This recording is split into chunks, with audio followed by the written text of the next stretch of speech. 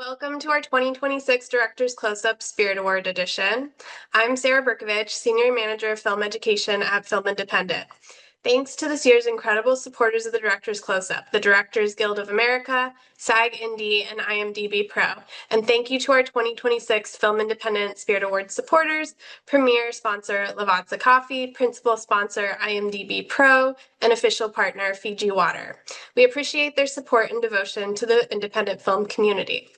Today, we're joined by the inspiring nominees for Best Documentary. These filmmakers hit the ground running to get the best footage, interviews, and through line for these amazing films to inform and entertain audiences everywhere. All screeners are now available if you haven't had a chance to watch these films yet. So here with us today are Geeta Gandbhir of Perfect Neighbor. Hello. Julia Loktev of My Undesirable Friends Part 1 Last Air in Moscow. Hi, Julia. Peter and Seth Scriver of Endless Cookie. Hello. Seth. Thanks for Peter's having us. here too. Great. Welcome. And Ryan White, Come See Me in the Good Light. Oh. Great. Our moderator this afternoon is Kate Rowan, the SVP of Development and Production at Well Entertainment. Welcome, Kate. Hello. Kate there? Yeah, Hi. I'm here. I'm here. I didn't know if it was my time to speak yet. Yeah. Well, take it away. Enjoy the conversation. Okay. Seth and Pete, come back. Hi everybody. Your films are incredible. It's such an honor to do this, to moderate this panel, and I'm a huge Film Independent fan and alumni as well. I started in Fast Track. I did the producers program. I worked there as the filmmaker in residence. I used to produce documentary films, and now I'm working in-house as an executive. I'm head of film at a company called Well Entertainment. But there was such stiff competition this year. There were so many beautiful documentaries that came out, and yours rose to the top. So well done. And we've also got a couple Oscar nominations just like thrown in there. So good luck with that. Um, let's see. Let's start this off. Let's assume that our audience hasn't seen every single one of these film. They most likely have because we're all diehard film people. But tell us a little bit, just what is your film about and what do you want the audience to know? Let's start with Ryan. Come see me in the good light. Yeah, it's a really hard film to describe without it sounding like the biggest bummer in the entire world. But the log line is it's about a poet, a spoken word poet at that, who has stage 4 ovarian cancer. But really the film is about it's a love story between that poet, Andrea Gibson, and their partner, Megan Falley. And I'm always trying to convince people to watch it by saying it's more funny than depressing. They're very funny people, and I like to think it's a pretty joyful film, even though it's about someone nearing the end of their life. And really, it's very simple. It's mostly two locations inside their home and inside a hospital, and it followed them for a year together in what ended up being their final year before Andrea passed away last year. Sorry, I forgot I'm not in the audience. I'm actually moderating this. I was like, that's interesting. Who's talking next?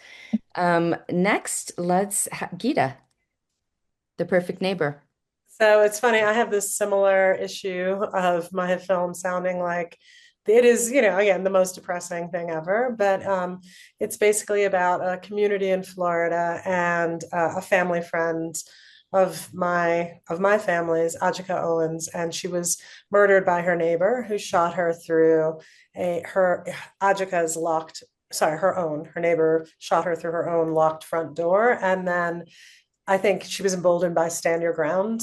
And it's sort of the what happens when you have the intersection of racism, lax gun laws, and also predatory laws like stand your ground, and how polarization affects us. So that is the film, but we made it almost entirely out of police body camera footage that led up to the crime and then even after the crime. So yeah, that's the film. And interestingly, it played at Sundance last year, like along with Ryan. We were here together. And yeah, and now it's a year later. And I just want to say too, it's an incredible honor. I've seen everyone's film on this Zoom, and everyone made such powerful, incredible, you know, just, but also like there's humor, there's joy, there's tragedy, there's so much in everyone's film. So it's a big honor to be on this with all of you.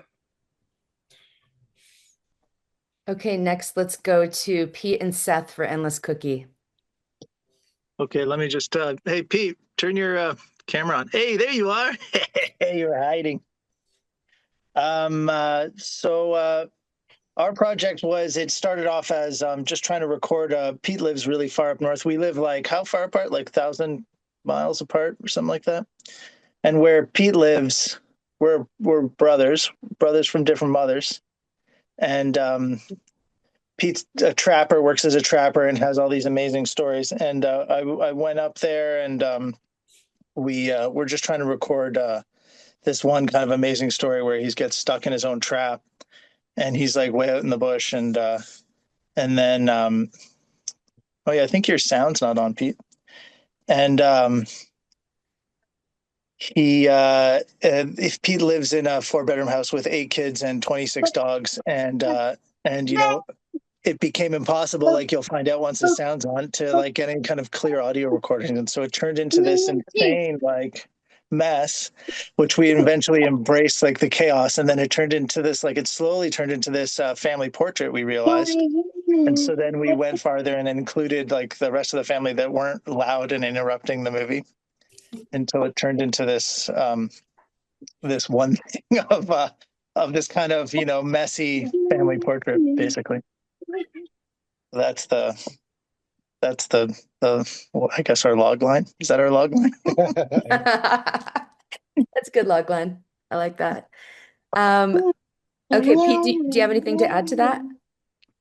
Yeah, I'm still kind of noisy. I'm like tapping my grandson, like get him to be quiet. He's like, get him in there. Yeah, you can get him in there. You can pull him in if you want.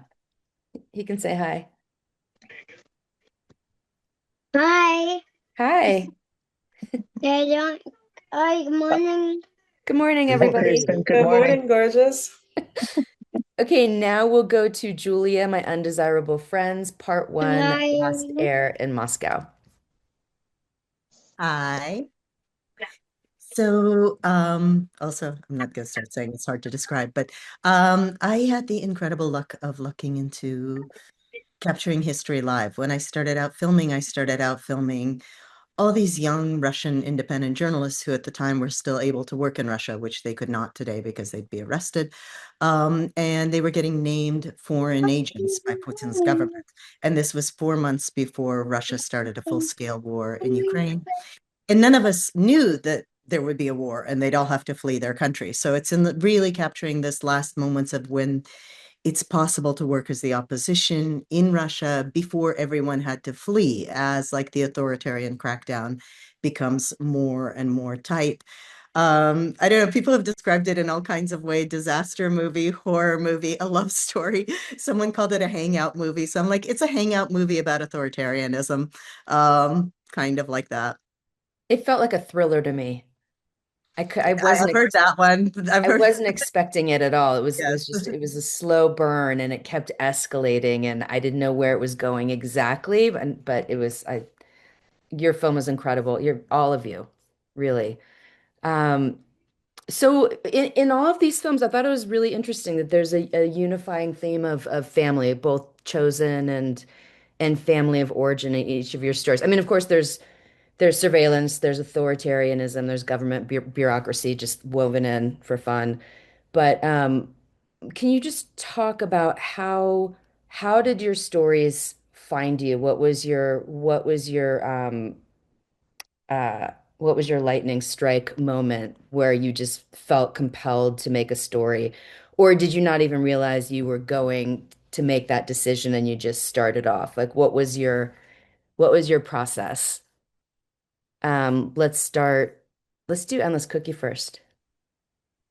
Um, I think one of the like the moments where I realized that Pete and I should make a movie was traveling around with the previous film I made. We were traveling around Europe and traveling around outside of Canada, and people kept coming up to us and being like, "Oh, you're from Canada, the model citizen of the world. Oh, you're so good to your First Nations. Oh, you're so good to the environment." And it was like, your country may be bad or worse, but we're not like an example for any kind of like bar, which is like, if we are, it's, we actually all know the state of the world is pretty insanely horrible. But I had to explain, like, the truth. And I found myself telling Pete stories quite often. And it was like, obviously, Pete needs to say this like in his own voice. So that was one of the sparks of like, fuck. And also a pretty good excuse to just go hang out with Pete and the kids up north. I think a lot of Americans feel that all Canadians, as a sweeping generalization, are nice people. It's It's just when not you true. meet, and I saw the film, but I'm just saying it's one of those stereotypes like, oh, they're Canadian. You know what? They weren't nice. It was so shocking to me. I had someone talking about how he was like, I met this Canadian. He was such an asshole, but he would always just say sorry. He would do something really horrible and then he would say sorry. And it was like, that doesn't make it okay. Other panelists, you guys can be unmuted the whole time and ask questions too and participate. So it's more of we can be a forum. We can be a salon, a virtual salon. Where are you up north? I didn't catch that. How far north? Where are you? Pete, you can undo your Yeah. mic. Oh, okay, there. Yeah, it's like our dad used to say, "Oh, Americans are so polite until you don't change their exchange rate. You don't. They're a dollar. You don't get any more." Yeah, there was a short period of time where American dollar was the same as Canadian, and then Americans became really rude. Pete, someone was, or Julia was asking you how far up north you are. About 300 miles south of Churchill. Maybe about 300. Pete's like near the ocean. 60 like miles from Hudson Bay. Where the ocean's frozen. Like 60 miles from the ocean. So northeastern Manitoba. Manitoba. Mm. Okay, Yeah, some people find it hard to believe we have an ocean in Manitoba. I'm finding it hard to believe that you can walk on it. I got to see that. That's amazing. Yeah, frozen solid. Like Okay, when I was go last ahead. time I was out there, the tide was coming in, and then you could see the skyline. It looks like what the skyline of Toronto looks like now. Wow. They're like 30, 40-story high ice floating up, and 8 hours later when the tide goes out, the whole skyline disappears. So Oh, wow. that's pretty neat. That is pretty beautiful. We'll go visit you after this panel. Good idea. Julia, why don't you go next? Because your story is incredible. I mean, you documented a history that doesn't exist anymore with journalism, and you were able to capture it unfolding in real time. It's documentary gold is what you got. So can you tell a little bit? I know you lived in Moscow as a child, but St. Petersburg. I've never lived in Moscow. No, I know it's like I sound like this because I actually, it's very funny. I was born in Russia, Yeah, that's what it was. and spent the first 9 years of my life in Russia, and then spent the subsequent my teenage years actually right next to where Come See Me in the Good Light was shot in Loveland, Colorado. So that's the Oh, other landscape of my youth. It was like half in Russia and half in like, I mean, like I think I've taken my mom to that hospital. She still lives there, so it's like I'm very bifurcated that way, like very Colorado and very like I'm from Russia. But so I kept up on Russian news. Russian is the language I speak to my mom, who lives in Colorado. Um, so when I read about this story of, Russian journalists getting named foreign agents, and it had just started in the summer, like late summer of 21, and I had a friend who was a TV host at what was at the time Russia's last independent TV station. They're now in exile, have been kicked out of Russia. They're a criminal organization, extremist terrorists, all that. And well, technically they are not extremist terrorists, but a lot of their hosts are, just to be clarified, fact check. But so they were still working out in the open in Russia. And my friend was hosting this incredible show called Who's Got the Power, about activists and civil society members who were trying to do good under a bad government, and still try to make life better for some people. And we said something's wrong. Something, when journalists are starting to be forced to put basically this disclaimer on everything they write, saying this is by a foreign agent. Not only on everything they write, but like their Instagram cat pictures too while they're at it. Something is disturbing. And so we started filming. I went over like literally a few weeks after this whole thing started. I just jumped on a plane, started filming together with Anna Nemzer, my friend. And she introduced me to all these other journalists. Turned out to be all young women that stayed in the film. The guys just weren't that interesting. And I kept following them as, we know that Russia starts a full-scale war, but they don't, when this is happening to them, nobody knew. And so, I mean, because of that inside outside perspective that I'm from there, I speak fluent native Russian, I'm an insider, but also I can see it as a person, who has spent most of their lives in the States. So I try to tell it in a way that is penetrable for someone from the outside. I thought it was incredible that they were so out in the open, and then they were forced to post their labels even on Instagram and all social media, but they didn't know where. So it was still like no matter what they were doing, it was going to be a violation. Yeah, like if we were doing this now, we'd have to put like, if I was a foreign agent, you'd have to have a, oh, I'm talking to Julia, who's a foreign agent, and you'd be kind of unsure, like, do we have to put it on here and there? That's how it Julia, works. I wanted to ask, Yeah. how dangerous was it for you going in and out? You know what I mean? Like, what were the risks for you? I just tried not to think about it, to be honest. I mean, obviously there were risks. I Yeah. didn't have press credentials. I was doing it, on the down low. The place where I felt most threatened, and I felt it every time I was there, is I was going to work with these people at their workplaces, which were bugged, and they were getting death threats. And so anytime, especially during the first week of the full-scale war, when you had like Kadyrov calling for, shutting down TV Rain, and every day it was ratcheting up. I mean, I was terrified every time I went to work with them, but I sort of thought, wow, they come to work here every day. Who am I to talk about like whatever with me? And like at the time, also during that first week, there was this moment where like, it's in the film. One of the characters looks at her phone and says, "Oh, the American embassy just said all Americans should leave. I think that's you." And I was like, I guess I'm going to stay a bit, and I stayed till they all left. Yeah, no, I mean, it's a profile of the most incredible courage, so, and then also, we know for those of us behind the camera, like, I mean, obviously your participants were like, they're just the bravery, right? But two, I think, folks need to also, when they undertake these things, there's always a risk, and you took that risk too, so the courage is also, is yours. Like, it's really profound.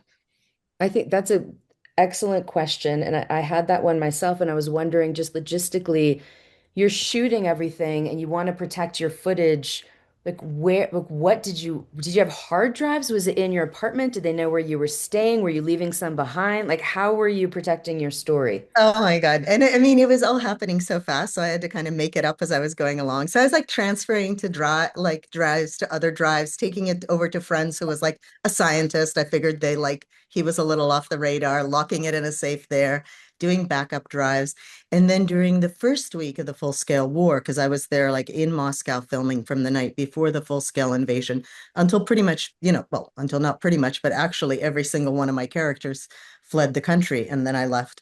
So I was running around Moscow because at that point my credit card wasn't working because, the banking system had been disconnected and everything was in total chaos. I was trying to buy up hard drives where I could with whatever cash I could scrounge and sending them out because it wasn't only the journalists who were fleeing that week, like pretty much so many of the like civil society members and just anyone opposed to the war. People will be like, I left March 1st, I left March 3rd. Everyone has that date. So any friends that were leaving, I was like, here, take this hard drive. I'm kind of belt and suspenders on footage. So I figured, I didn't want to be getting to the border when I finally left with all my footage. I thought like I should have it on multiple, ways out. So just sending it out with friends, getting it all out. And did you have backups or you were just trusting that they were going to make it? And did you lose any of those I drives mean, in I that had my process? drives that Yeah. I had my drives that I had, and then I would send like whatever up to that date I'd shoot, someone was leaving, I'd send out a hard drive.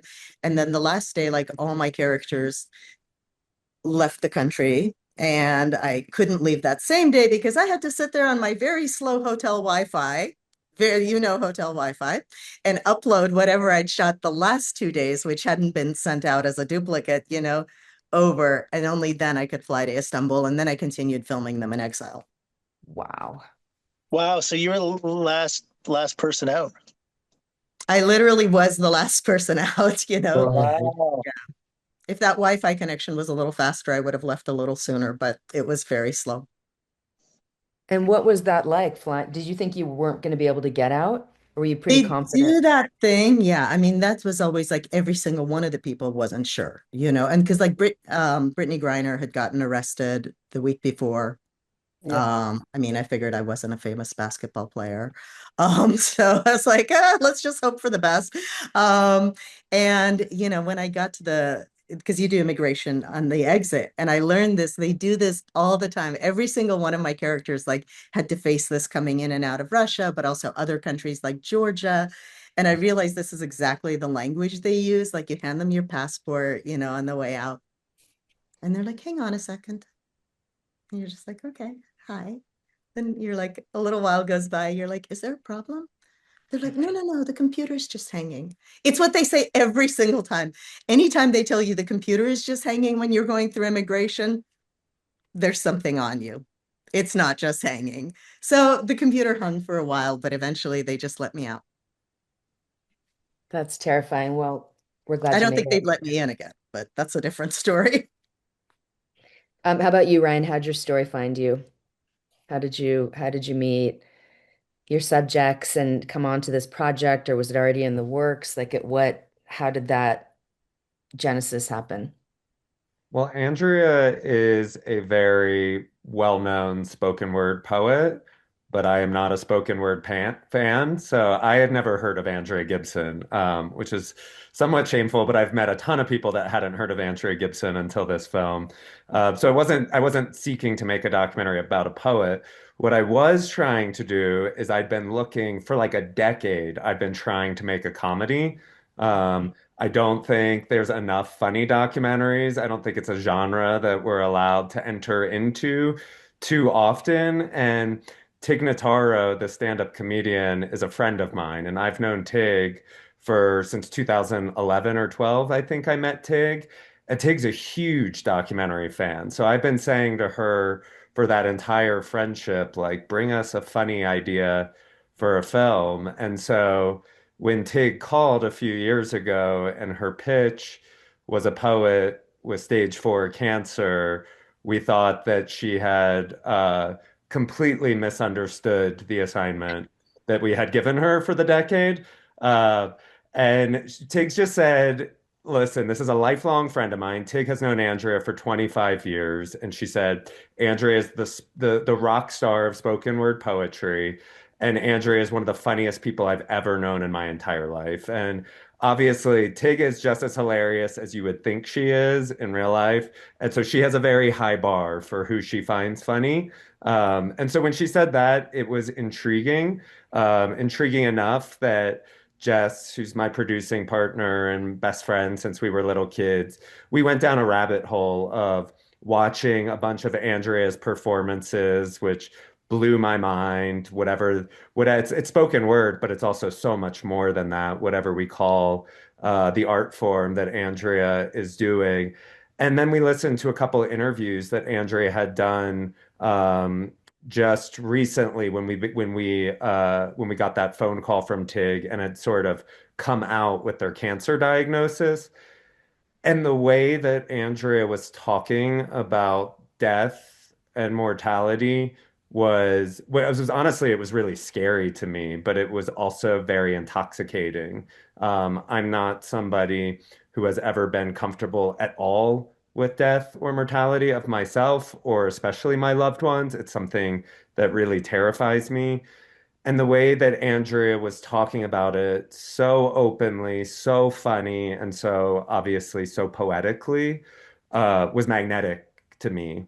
And is often the case with most of the documentaries that we've made through our career. Like, we don't know if we're going to make a movie at the beginning. We just say, like, well, we'd love to meet that person and we're going to take a camera.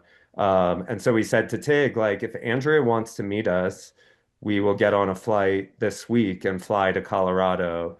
And that's how the project began. We never had spoken with Andrea. We didn't even know about Megan. Like, we didn't know that this was going to end up being a love story. We just went to meet Andrea and pulled up in their driveway right near where Julia grew up, and met them in the driveway. They gave us a hug, and Andrea said to us, "I guess you're going to be with me when I die. Welcome to my home." And it was just like this immediate, like, car crash of alchemy happening, where I knew almost right away, like, we are going to make a movie about this. I didn't know how, because I knew it was very non-commercial and I knew it was a poet with cancer and it was going to be an uphill battle, but I could just feel it from the moment I met them in the driveway that, like, something felt very special and rare and kind of like a throwback to the films that Jess and I got to make in college, where we didn't know what was going to happen and the people, weren't celebrities and it was just following an everyday story. And the word I often use is we felt addicted, like we felt so alive being around them that we just felt compelled to continue going back. Wow. Well, it really came across. I'm a massive Tig fan. I think everything she does is perfect and wonderful. She's so talented. I didn't know who Andrea Gibson was either. And when she was doing her spoken word, it was so poignant and accessible and beautiful and articulate. And then Megan had a completely different approach, and their love story was so incredibly moving.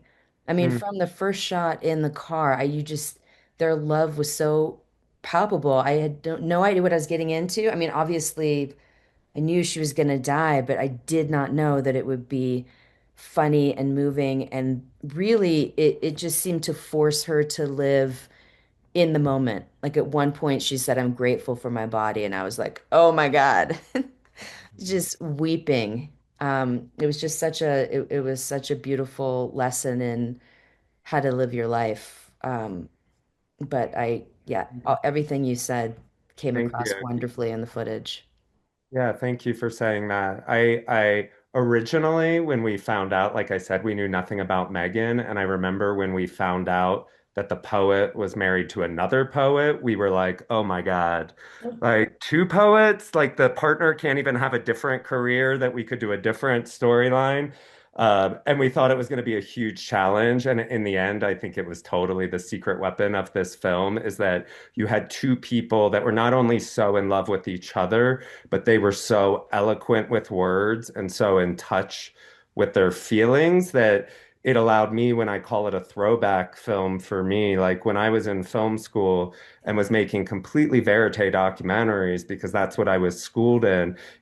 Andrea and Megan allowed me to make like a completely non-interview based film because I had these two brilliant individuals sort of metabolizing everything together anyway. So I was able to just observe a lot and not have to ask questions and not have to interview them. And so, yeah, we really thought it was going to be, our funniest scene in the film is probably a scene where they're editing each other's work, and it becomes a running joke in our film. And I think it's why I love Andrea's writing, and I think it's why a lot of people love Andrea's poetry. It's they don't have a huge vocabulary, and they're not a big reader, and they're not super educated, and so their poetry is quite simple, and it's beautiful, but it cuts more to the heart than it does to the brain, I think. And Megan is very different than Andrea. Huge vocabulary, very educated. And so it actually became some of our most cinematic scenes getting to watch. They're almost like our action scenes, getting to watch two poets edit one another and go head to head. But at the beginning, we thought like, oh God, this is gonna be fucking awful. Those were great scenes. And what did Andrea say? She's like, I know 5 words. I know Yeah. 8 words. And then when they were editing, Megan said it was some word where Andrea said, is that even a word? Was it octop? It It's was like octopus. octopoidal. It's Yeah, octopoidal. And we octopoidal. we still debate whether because everything's a word if you look it up. But so we as a team still debate whether it's a real word. But it was octopoidal that Andrea had no patience for. Yeah, I remember when the word funner was added to the dictionary. Yeah, I would always exactly. say like that's not a word, and then suddenly it just was. So octopoidal. Thank you, Megan. But yeah, Megan is hyper eloquent, and their styles were so different. It was like there's a dichotomy between the two, but the love language was just so strong and wonderful. Yeah, it was so moving. I wept and laughed through the whole thing. Thank you. That's how I made the film. I was weeping and laughing the entire time I was making it. So that's what we were hoping uh, to edit. And I had the best editor in the world. Her name's Bernice Chavez, who started cutting from the very beginning. And that was her intent all along, was to kind of capture that gamut of emotion that Andrea and Megan embodied truly, like from morning till night you would be laughing hysterically and then you would be crying hysterically within minutes. And Bernice, that was her real goal in the edit of the film was to capture the full spectrum of human emotion. She did. Um, Geeta, just like how? How did you, I mean, you knew, but I mean, just how'd you get the footage? Did you say you were related? It was a relative? So basically so Ajika was a family member's best friend. It's really my I don't know if there's a word for this, my cousin-in-law, but we say sister-in-law because we don't culturally differentiate us, us black and brown people. We're sister-in-law, So my sister-in-law, she was my sister-in-law's best friend. And it's interesting. So having Ryan and I, similarly, we've been on the road together, but we both have films about, someone who we lost in a way, but very differently. I think this film is about a very, unexpected violent death. And I think obviously Ajika was 35 years old, and she was young mother of 4 with like a lot of big hopes and dreams. My sister-in-law lived in community with her in Florida, and they were very close. So on the night that she was murdered by her neighbor, who shot her again, they had a sort of like an ongoing sort of petty dispute. And Ajika had come to her neighbor Susan's door and knocked on the door and was trying to talk to her. And they were arguing, and Susan shot her through the door, and with her 2 children standing right there. one who was 11 and the other was, I think, was 9. So shot her through the door in front of her kids, and later claimed that it was self-defense and that it was stand your ground, but she'd basically been emboldened by that law.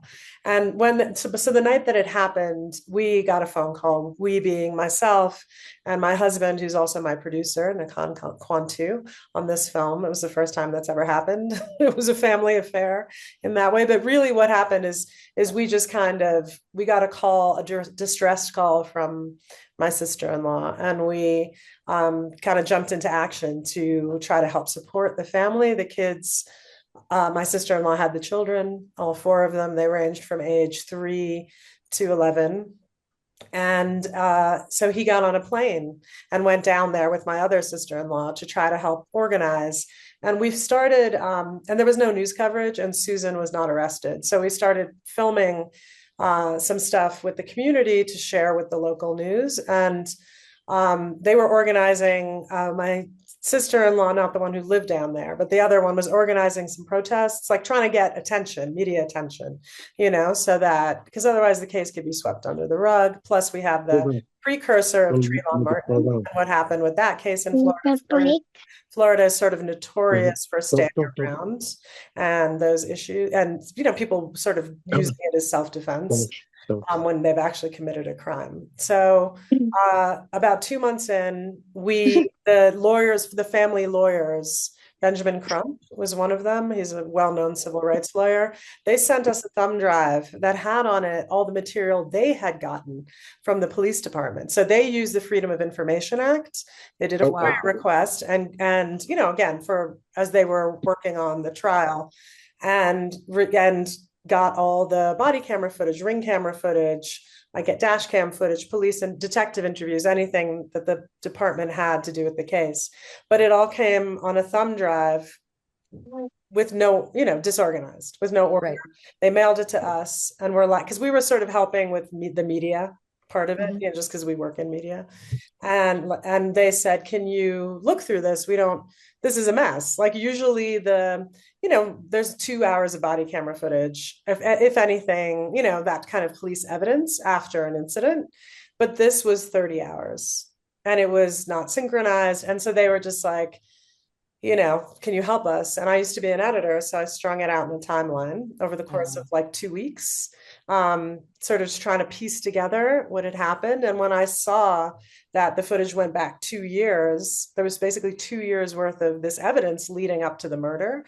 That's when I realized there could be more. There could be a film out of that material, because it played like a scripted film. And Julia also comes from a scripted background. I come from a scripted background.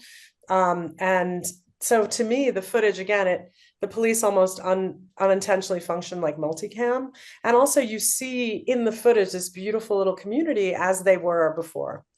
And you never see that, right? After a murder, it's just sort of the grieving family, and that's what you get. And we've seen that over and over. But with this, you got to see the police unintentionally captured this community, and how this one outlier with her access to a gun destroyed everything. So that was we similarly, like I think everybody here, made a very independent film. We went to the family, asked them if that was something they would want. I think they thought we were insane. Her mother was like, again, stricken by grief, was like, what do you mean? What's a film going to do? Like, what's that going to do? But do it, like I do want there to be more from this. So we went away, made the film by ourselves independently, just using that footage and the footage we had shot originally. And we did some additional B-roll shooting just of the neighborhood, and then sent it off to Sundance. And I think like all of us, it's like it got into Sundance. We were fortunate. And then from there we had a sale, et cetera, et cetera. But again, it was a story. I made it to play, I think, like similarly to Julia's film, like a thriller, like the thriller part of it, I think. And I wanted it for people to feel just immersed. I wanted to really trust the audience in the making of the film and just let it play out like pure verite as much as possible. And how much of your involvement, you definitely raised awareness about the issue because Julia was still, wait, is that her name, Julie? No, so Susan. Sorry, Susan. Oh my referring to gosh, sorry. Julia's film. Yeah, no. Her name is Yeah, Susan. so Susan so Lawrence. Susan was not arrested, and then she had moved someplace else, but then was she living back in the community? No, so basically she went back and she essentially left her home after the incident and was in a hotel. They arrested her. It was 5 days. It took them 5 days to arrest her. Okay. So in total, I think but the pressure, again, I do think the agitation helped around that, Hmm. but we were just fearful, I think everybody was fearful that she would walk away, that was the thing. And that the trial would just linger, like even so that when the trial came without agitation, a lot of times, as we know in this, when Black and brown people are killed, that the law does not work in our favor. So that was sort of the impetus of the original agitation, but the film, and then the film just documented again what had happened. It was for us, it was kind of an exercise in grief. It was, trying to really unpack like how this could happen. It seemed insane to us. But what you see in the footage, which is very complicated and very layered. And I like to think I have the best editor in the world. I think everybody here thinks they like we all love our editors so much. Everybody has the best editor, but I won't my say that editor 'cause I'm a co-editor because that sounds arrogant, but then you get to be the best editor, right? Like and I too, I was the AE. I strung it out. So like we all, but my editor Viri Lieberman and I like really kind of committed to making this a full body experience. We wanted the film to feel that way for people, so they felt that they could be there, they could be living there. It plays out kind of like a thriller or a horror film, which it was for this little community that was sort of the best of America, like the American dream, this multiracial community. Again, a working class community, not a wealthy community by any means, but living together, loving each other, raising kids together. You see that in the footage. You see them, kids playing outside, and this one outlier, and sort of her, who was never seen as a threat, how she weaponized her privilege, she weaponized victimhood, and it's like weaponized racism, really. can I ask Yeah, you a question that's nerdy? I'm so sorry, like in the context of like content, but sometimes I'm really curious about. So, because I mean, when I started watching it, I was like, damn, that police footage looks really good. I mean, first of all, it was very beautiful. But for most scenes, like, I mean, because you are dealing with it like multicam, basically. How many cameras did you have on like most of those incidents? I was Totally. just, No, such a great question. So the police they're required to travel in pairs. So for a lot of the ones that led up to the murder, two, like two people, because and then sometimes another one would randomly show up, but they didn't necessarily and they would turn on their camera like in the middle of the scene, and suddenly they were like, oh my God, somebody else is there, like they appear, or another perspective appears. But it was 2 to 3, and then obviously the night of the murder, I think there were 10 to 15 there. But the cameras oftentimes, like sometimes some people didn't turn them on, some people didn't, or they didn't have them. It was very interesting. That night, it was many, many more. And then after that, it was back again to 2 to 3, like with Susan, when they were helping her leave her house.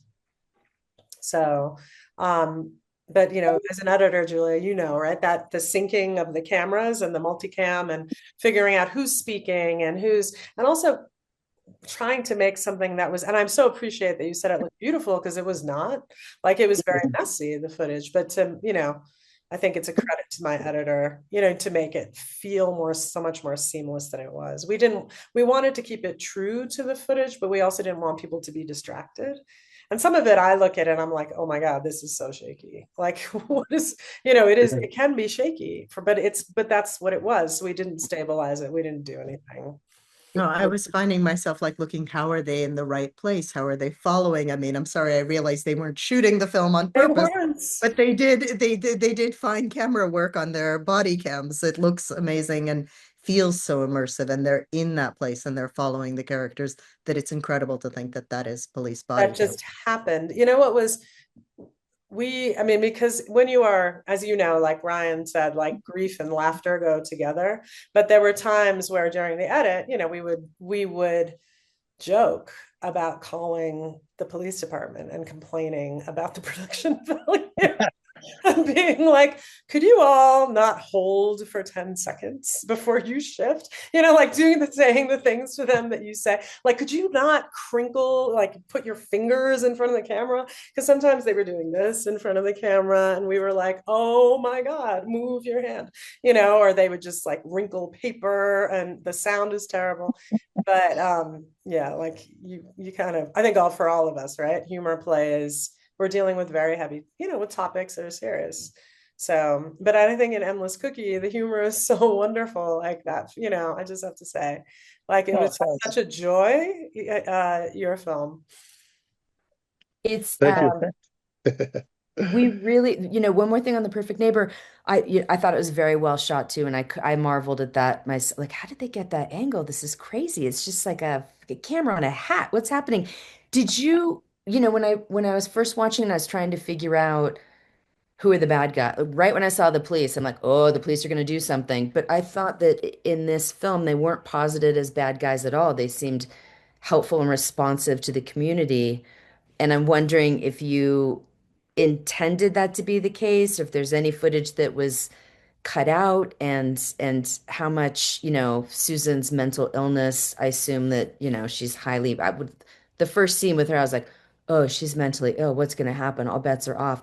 I didn't know where it was going. I watched it cold. Okay, so I'll respond to that. Two things. We want to be very careful about labeling Susan as mentally ill because she was, and I just want to, oftentimes mental illness is stigmatized, and the majority of people who have mental illness harm no one, right? Who struggle with Right. mental illness. So we do not, and Susan was absolutely, they did a very detailed sort of the psychiatric evaluation of her, and it was not found that mental illness played a role in what she did. It was anger, So right? yeah, so we have to be we never ever ever say that Susan, we cannot, we don't have that information.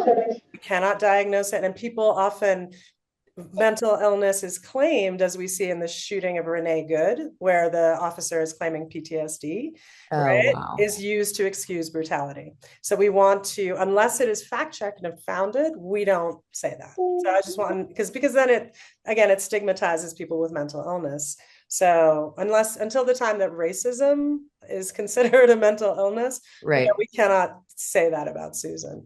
So, and it was considered in the case, of course, but it's like we don't want to put that message out there, so we don't speak about it that way. Okay. I thought, it was an excellent build up. The momentum was growing during the case with all the interviews, and you're just on the edge of your seat. And then when they announced that it was 2 minutes, she called the police, and it was 120 seconds later, that she shot the gun. I was just blown away. No, that is, I mean, but she had planned it, and you sort of see it happening. Yeah. Footage, she was getting more and more frustrated with the police response. Susan basically functioned as like a colonizer in that area and believed that she was right, and became frustrated and felt the systems should work for her and the police should serve her. And just to touch on the police were obviously, they were very young, a lot of them, and they were polite, but our bar for the police is so low. Yeah. Particularly, again, I think the response to the police depends on who you are in our society. It kind of meets you where you are. But I think the police, again, our bar for my partner, Nakan Kwantu, has said this, is so low that we often mistake politeness for competence. And yes, the truth is, if Susan had not been a white woman of a certain age, she would have been deemed a threat. I believe much, much quicker. And if her behavior, she was using hate speech towards children, she was filming them, she was threatening them, she was hostile to her neighbor, she was constantly calling the police on them, which is an act. Calling the police on particularly people of color is weaponizing the police. She tried to do that. So, but they did not see her as a threat, even though we have been told by other law enforcement agencies after the third time she called, she should have been flagged. as Mm. more than a nuisance. She was just sort of treated as a nuisance. And the police ultimately did not do their job. They did not protect a community that was, again, a multiracial community. They did not see them as worth protecting. So I think this is what you see. Susan was able to weaponize her privilege. So the police ultimately, as individuals, they may have been fine, but systemically they failed. That's a travesty because they could have saved a life had it been flagged and she educated herself on the loopholes and through her case. She was kind of left to fester, you know, Mm-hmm. unfortunately, and that is what happened. And I think that is what that is ultimately the case in the film. But it's interesting because the film sparks a lot of discussion around those things. Yeah. And I think, again, we have to, we have to be very careful again how we speak about certain parts of it. I've worked in production so much, I just want to say copy that to the end of everything. I'm like, copy that, copy that. In my mind, I'm like, why are you saying copy that? Well, Endless Cookie, you're in the hot seat. So here's what I'd like to know. It took you a very long time to make this film. So can you talk about that? And did you storyboard it? Was it more free flowing? Can you just talk about your process from the onset? And I mean, the film starts with a grant, basically. But just tell us a little bit about your background and how it came together and how well the story was planned out in advance or what you discovered along the way. I guess I'll start. Right. It was like we wanted to do, like I said originally, like, the impetus of the project was to kind of tell some of Pete's stories that seemed like a lot of people outside of Canada didn't know. And then it turned out like a lot of people in Canada didn't know at all, which I'm so close to Pete's stories that I just assumed everyone else, like most of the people living downtown, would know how, like, a pretty big part of our native population in Canada is living in like, just really terrible conditions, like, just like with the drinking water or the being policed constantly and like really unfairly and in insane ways. But the original idea was, like I said before, just to record just a couple stories of Pete. That's kind of what we got a grant for, to go up there and just like everyone else has said, like, I didn't have a camera though, because I'm an animator, and so that's my tool. So I just had like audio recording equipment.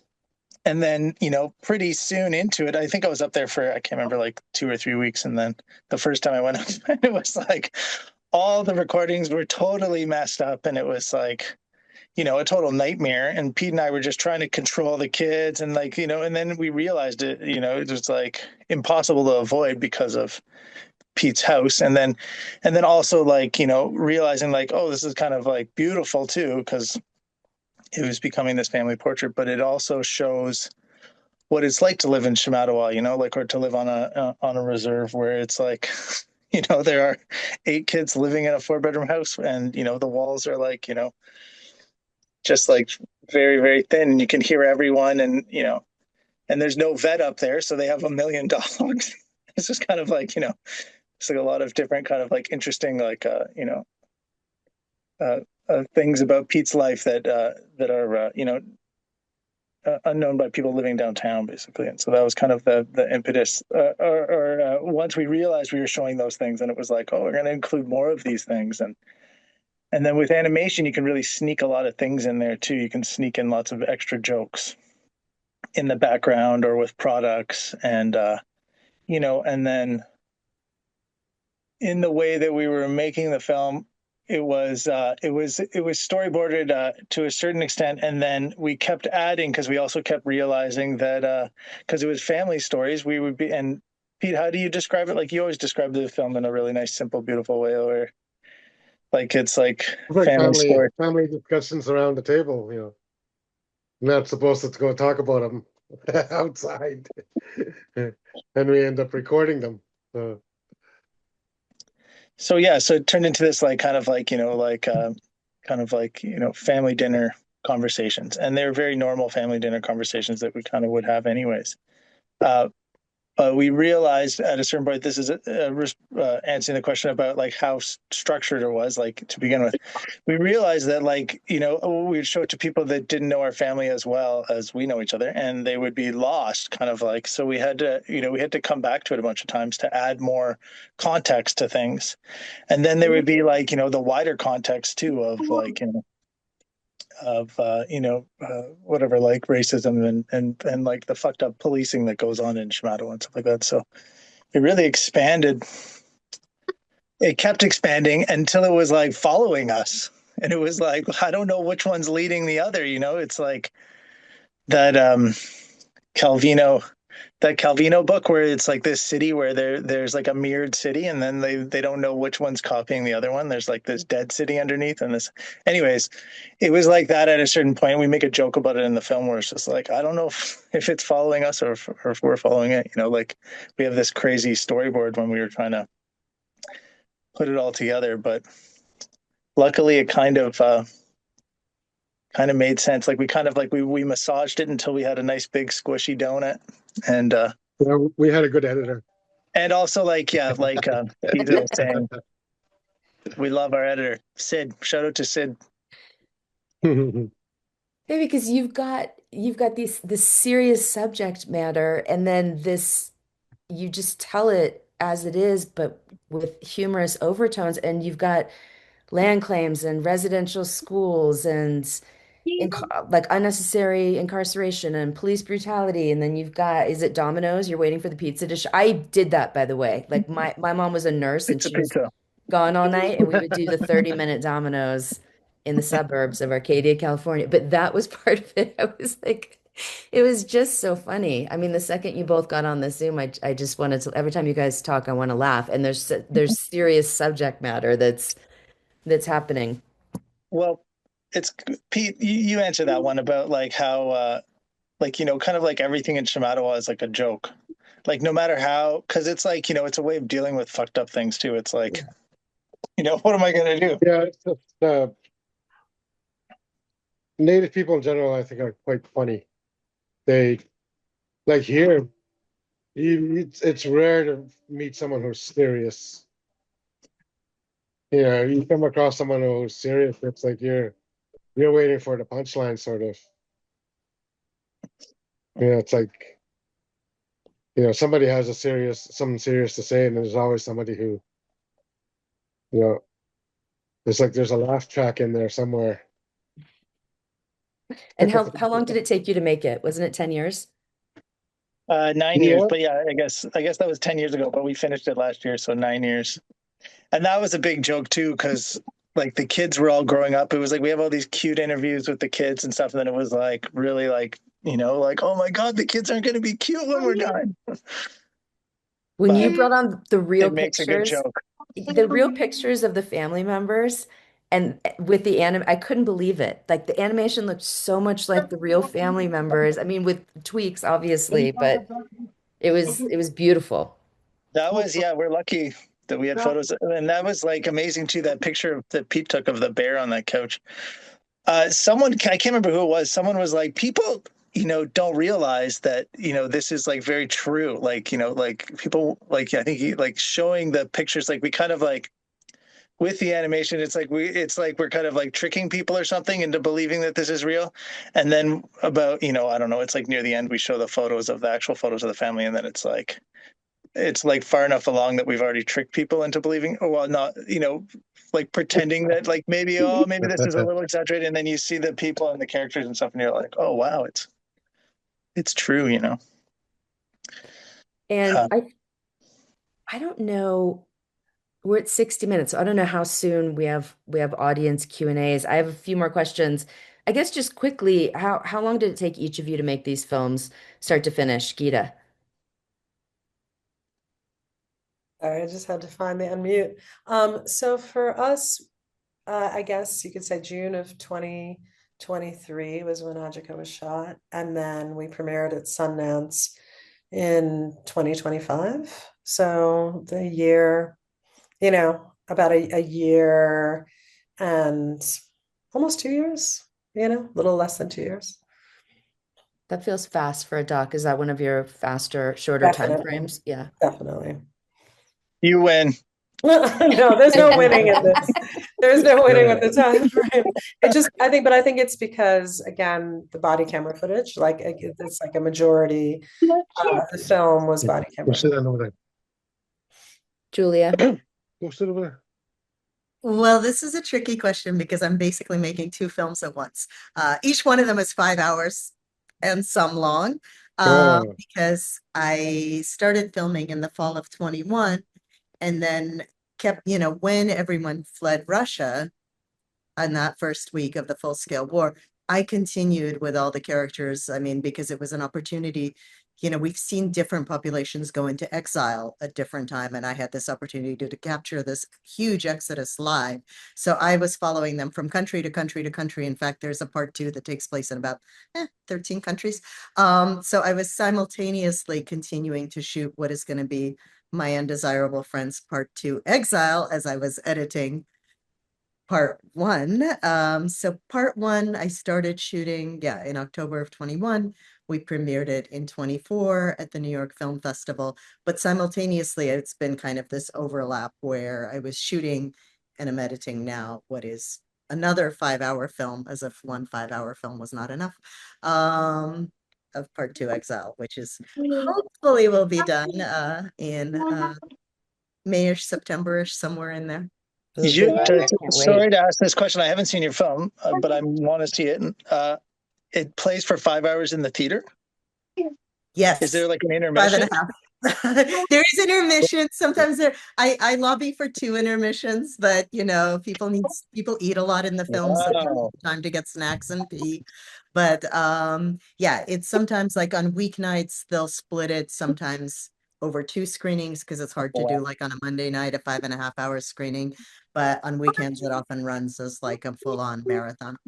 Hey, Do there's you get been two 9 hour screenings each? films, there have been wow. 14-hour films. We're nowhere near a record.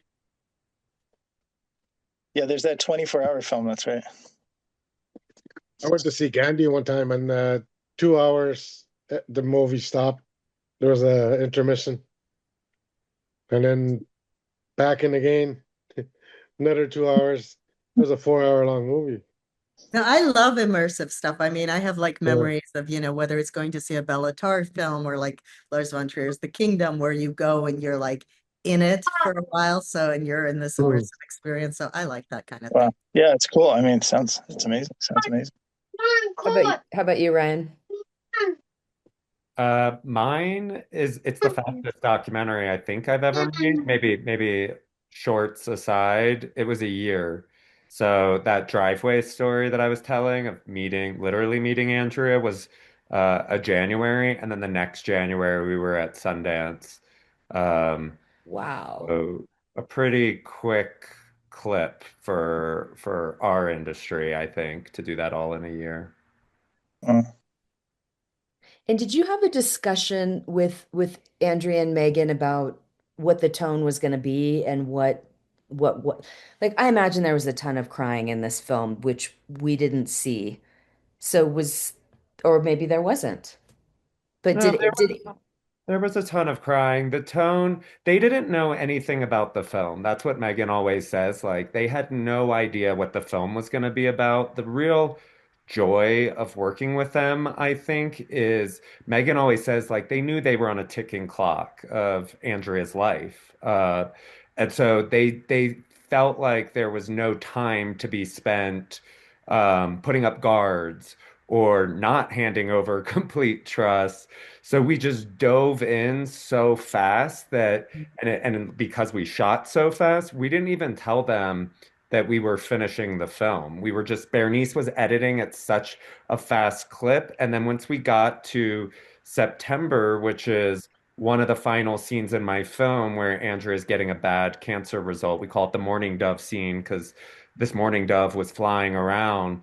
We had an edited version of the film and we started saying our little family that had made this film, we started saying like, is this almost finished? Should we consider submitting it to Sundance and see what they think? And so Sundance gave us the very, very late deadline And I didn't tell Andrea or Megan that because I didn't want, we've all been rejected from Sundance a million times. Yeah, We didn't me want, too. we didn't want, I've been rejected. I think we forget that. I get rejected all the time. The majority of my films have been rejected from Sundance, and I didn't want, Here. yeah. And you especially don't want your subject. They internalize that in a way that maybe we as filmmakers don't because we're used to it. Yeah. So I didn't want maybe the final thing that Andrea found out about our film is that it got rejected from a film festival and then they passed away. So when it got into Sundance, we had to suddenly reframe everything for them. Like I had to call them and say, "Hey, not only are we almost finished this film where you thought you were going to die at the end of the film, we're finished with it and it premieres in 6 weeks at Sundance." And so Andrea's mind was blown in a way that was saying like, are you telling me if I survive for 6 more weeks that I will see this film and I will see it with an audience? And it Wow. is what ended up happening. So it's so special to be back at Sundance right now. I know Geeta, I'll see you probably in a couple hours. To be back in the place where Andrea was last year, and now they're not with us. They're somewhere else in the clouds with us, but not here in the flesh. Because it was the most special moment of my entire filmmaking career was that night at Sundance when Andrea was there seeing the film with an audience. What a pinnacle. And thank you for sharing that we've all been rejected from Sundance. I was Oh, working at Yeah. Sundance. I was working at Sundance.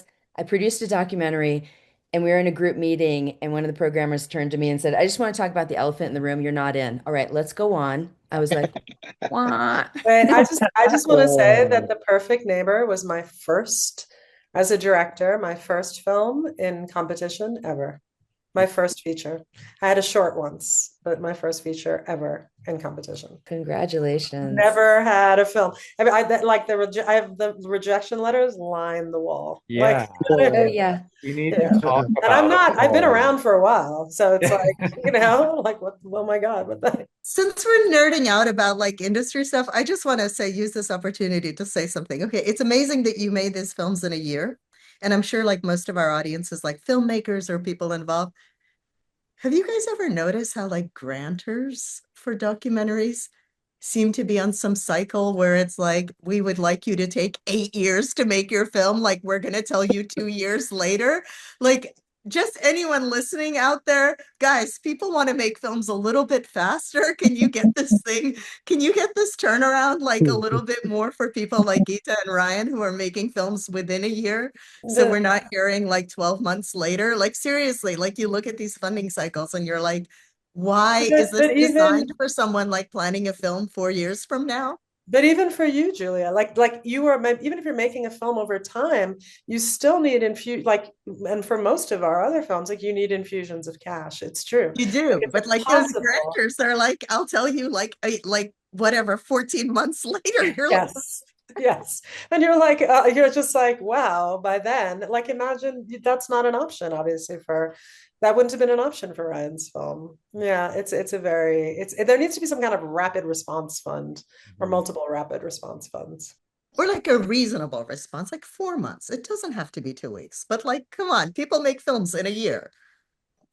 It's a good point because at some point in the process, you can do DIY, but at some point you have to pay the editor or your people, or you need the hard drives, or you need legal, which is going to be a question. Like there's just the E&O insurance, there's a ton that you end up needing. I have also been rejected to every single grant imaginable, and the documentaries I produced have gone anywhere from like 3 to 8 years long to make them. Like it just took forever, except one branded one I did, but we don't have to talk about that on this. That one was fast, but it had full cash up front, and it was shot and it was produced like it was almost like a narrative. Like these are the shoot days, this is the edit cycle, these are the finishing costs, let's go. And I've never been in that situation before that or since. Okay, somebody's got to give me a time check. Jeremy, where are you? Because it's 2:09, and are we doing Q&A, or at what point? Who's in charge here? Is it me? From Jeremy, you can move to Q&A. I'm now moving to Q&A. Okay. Let's see. first question is, hold on, got to get my screens right, from Cecilia. If you're interested in someone's story, how do you handle using it legally? I would say the first thing is making sure you have to get permission from them, right? There's the question if it's an individual story, obviously it's getting permission from them and signing probably some kind of agreement with them. I think transparency all the way is really important with participants and signing some sort of agreement with them that and walking them through what it would mean. What does it entail for you to be in a documentary? And consent is fluid. So, as we know. So it's just constantly like having that conversation up top, having them sign something, and then checking in again and again and along the way. I think if it's a bigger thing, like if we're talking about life rights, or that's what they're looking for, that's a bigger conversation. But Ryan, maybe I don't know what you did with Andrea and them. I mean, Andrew was very much a leap of faith, but I can't tell if it's a legal question or more of a interpersonal question. But what I will say is my lawyer and my team of lawyers, they're kind of like the most important part of my filmmaking team. And they guide all of this in a way. So I have a lawyer named Victoria Cook and Ben Moskowitz and Melissa Georges, and they guide all of that stuff so early on when we're making a film that hopefully there's no regrets later on in the end. It's just very clear from the beginning. But I also totally agree with Geeta that at least the types, I mean, some of our colleagues are making expose films and you don't want permission from who you're documenting. Usually the types of films that I like to make are like extremely intimate verite documentaries so that ongoing consent and ongoing transparency, I think, is a critical part of the creation and making sure that your subjects don't feel burned in the end. Yeah, in my case, I was filming people where um, it's what Geeta talked about. It had to be ongoing because I was filming people who were at risk and that risk was changing. And so anyone who said yes at the time of filming, it didn't really matter. They needed to say yes to whatever it was at the end because these are people who could be arrested, whose families could be arrested. If there was a constant risk. And so I had this moral obligation and I did it verbally. I didn't get in lawyers till like a couple years later. It was like, an obligation to the community where I had a conversation with every one of my main characters that I said, you can review the footage for the safety to you or your loved ones, anything that risks them when I've edited it. And that was incredibly important because if I'd violated it with one person, I was violating the trust of an entire community. And there were people where we had to cut out family members, because they were still in Russia and they were at risk, family members who were happy to film, but be filmed at the time.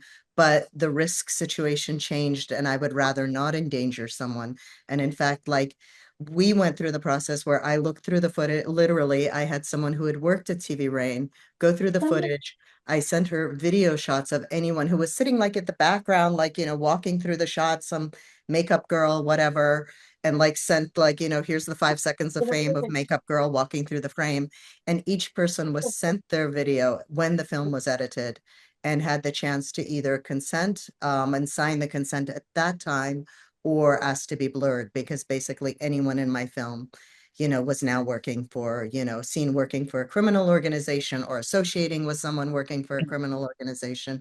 And so we were extremely, I mean, beyond what would be legally required because I could have said, great, I got your consent, done. But for me, there's a kind of going beyond the legal document that is a moral obligation to like every person I shoot, even accidentally as they walk through the frame and the whole community. So That's a great point, Julie, and I think it's really important for the documentary community to check in with their subjects and keep them abreast of what's happening because I would say most, you get the releases up front and you can do a lot with that, but you really want people to feel a part of it and feel happy about the story and you want to protect them and it's just you have a moral obligation to represent them in a truthful way and have them, sign consent for that. Okay. Barely connected to that question. It just reminded me of a funny thing from Endless Cookie, was that when we were on stage presenting the film, one of Pete's kids is named Cookie, and she's like a star in the movie, or one of the main people in the movie. And she was on stage and she said, "I didn't even realize we were making a movie. I just thought we were having fun." Like, I thought it was my uncle just coming up and we were just, just doing this for fun. I can't believe we're making a movie, or I can't believe it's a movie now. And was like, in the end, saying it positively, but it was like kind of like also nerve Hey, wracking. hey, Seth, what was that legal issue with the song that Christian sang? Oh, that's Guess it also a was kind of a somebody beautiful. else's song. That reminded me, it's like talking about lawyers. Like we had an interesting thing happen where we had one of Pete's kids, Chris, sang a First Nations like a spiritual song, and that an elder had taught him. But then the elder had passed away, and everyone knows about when you finish a movie and you have to get all the rights for music and stuff like that. And like, who recorded this song? Oh, okay, like, oh well, I guess we better ask his son, who was then running this like lodge, and it was amazing getting stuck in the middle of a lawyer like asking for like, okay, so who wrote the song? And then it was like, well, he was given the song in his dreams by his ancestors, so he's not going to say he wrote this. And they were like, we need someone to say he wrote it. And it was like, and then I was stuck in between, like, and then asking his son, who's like kind of, I guess, has like stepped up to the position of elder now that his dad has passed away, being like, asking this elder, like, can you say you wrote it? And he's just like, like, just like it didn't even compute. Like, what, like, we have like ownership, like, where no one's going to say they own this song anyway. So it was like a beautiful, like, and horrible. And it was only like, I think it was like just a few months ago that we finally got him just to sign it, like just to be like, okay, like we'll just say the Red Shadow Singers wrote it because they sung it, and I just told him like, I'm not, it's just someone has to, do it eventually, and it should be you, no, not anyone else. Anyhow, it was a funny moment. Okay, this is a question. Now you guys you can talk about your editors again. It's no secret that documentaries have a lot of footage. Where do you like to start? How do you start? That's a question from Catherine. Oh, spelled the same way as my Catherine. Who wants to go first? Julie, I feel like your film probably has the most footage of all our films. And you're also an editor too, just like Yeah. me.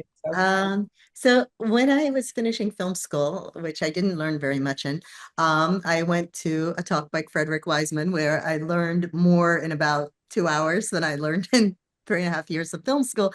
I am a really shy person. I always tell the story. I don't ask questions in a Q&A. It's like, I can't imagine doing that, but it's the only Q&A question I ever asked in my life. And I had at that time shot my only other documentary I made, which was in '98, Moment of Impact. And I raised my hand and I said, how do you edit? Because I had 40 hours of footage, which I thought was like enormous at the time. And Wiseman said this thing to me that completely changed my life. I'm so glad I asked. He said, I work on things in a scene. Like I just work months and months and months editing the scene onto itself, kind of seeing where I'm sure I'm paraphrasing and, now distorting whatever he said, but like editing that scene onto itself, seeing what it is, and then I put them all together, In this case, the editing, the order, that's what I've done since I've actually applied it to fiction, where I try to approach, like, I don't know where the core of this scene is. I have to look, I don't care what take I thought was good when I filmed it, doesn't matter. Like, here's what the footage is. We're going to look at the scene. We're going to whittle, where you're like taking a 6-hour hangout. It becomes like a 1-hour hangout in 20, and then you're done with a 5-minute scene. That's a kind of distillation. And that's it. And it's inside that scene. And then it's a scene followed by another scene. In the case of this film, it was perversely chronological. The most we've screwed with chronology is, I think, once we changed something that happened on a Wednesday and like a Monday and a Wednesday, and we reversed it. But other than that, it was just, once you got the scenes, you just put them in a row. Okay, next question is for Seth. How'd you arrive at the incredibly imaginative visual style for your film? Well, it was a program. It's kind of just been a slow progression, like as an artist, and but a lot of it was, like really hanging out with my family and trying to draw them and like represent them not always in a visual way, maybe sometimes just in a feeling way. And we had a beautiful moment with my 1.5-year-old actually, where he was looking at the characters and I was showing them to him, in the beginning of like doing some of the drawings of Pete and Chris stuff, and he was like, "Uncle Pete, Chris, Papa," like, and then he got a bunch wrong, but it was like he got a few right in the beginning, and it was like, "Oh my God, we must be on the right track." But anyhow, it's been a slow progression, I guess, is the answer to that question, and I was, we like the neighborhood I live in is like this multicultural, like fruit and used clothing and market. Mhm. And then beside that is Chinatown, and it's like a vibrant place, and there's a lot of inspiration from that kind of stuff. Okay, we're nearing the end, so I'm going to try and get a couple of these questions out quickly. Ooh, these are long and complicated questions. Okay, great discussion. What are your thoughts on narrative/documentary hybrids, which I've noticed to be a thing, especially this year, both in terms of tone and in terms of their relationship to objective truth? One such film was nominated in the International Feature category, which I happen to love.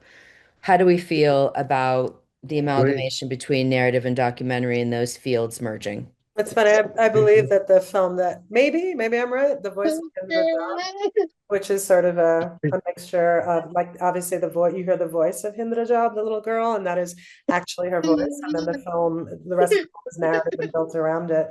I think for me, it's all storytelling, and I think that's a thing. Wait, look, these people are Um, listening to you crying.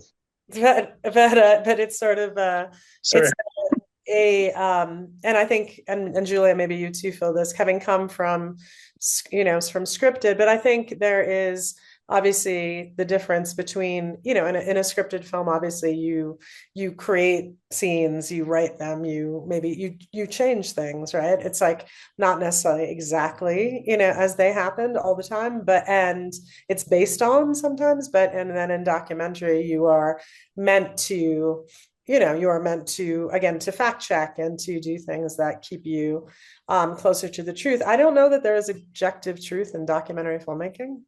There is no objective truth. How could there be objective truth? It's about who's behind the lens, who's behind the camera. It's the POV, right? So I think that's sort of a myth. I think we can fact check, but as we know, like documentary from the inception of time was a colonial exercise. It was sort of, like if you talk about Nanook of the North, right? Like, is that what I mean? Like, whose perspective was that? So that's my take.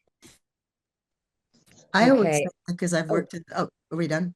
No, we're not. I'm being conscious of the time and we Shut up. have 2 minutes. No, I want you to Talk answer. about something else to someone else. No, because I don't think we're going to be able, well, this will be a fast one. Did you want to add something though, Julia? I do. I guess if like, because I've worked in both, and for Yeah, me, I there's think it's not important. really a distinction. I think anytime you're filming fiction, you're also filming a living, breathing body that is like inherently has an element of documentary or a space that has elements of documentary. And anytime we enter into documentary, every time you choose to turn on the camera, turn off the camera, where are you going to point the camera? Are you going to go in this direction or that direction? Not to mention the months you spend editing your 300 hours into an hour and a half or whatnot. I mean, you are entering a kind of, fictionalization inherently. It's a great answer. I've had this on my mind as well because I started in documentary and then I moved into narrative and I go back and forth, but narratives have to be budgeted up front, a lot of them, and documentaries sometimes you can just start.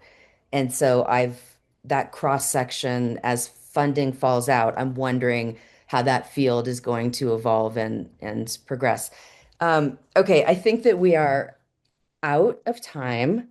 So we're gonna wrap this up. These films are absolutely beautiful. I hope that everybody has seen everything and they'll be voting on these. This was a great honor for me. Thank you so much to Film Independent. I hope I did right by you guys. I was a little nervous, I'm gonna be honest, but is there anything you all want to say before we wrap this up and grab our bus to our next film? I hope it's a big tie. I hope we just tie, guys. Can we just That'd be tie? awesome. I would love that. one big tie. No, I just want to say thank you for all your films. They're to my colleagues here, they're all revolutionary in their own way. And I think in this time where media is being crushed and flattened and by the powers that be, it is so heartening. You've all inspired me so much. So thank you. It's so important to get Thanks, Geeta. this out. I echo that. Okay, thank you. Have a great rest of the day and go about your journey, artists. Bring us more beautiful films in the future. And thank you so much. And Pete will Thanks, be everyone. visiting Thanks for you. having us. Thank you. Yeah. Y'all. Bye. See you, Pete.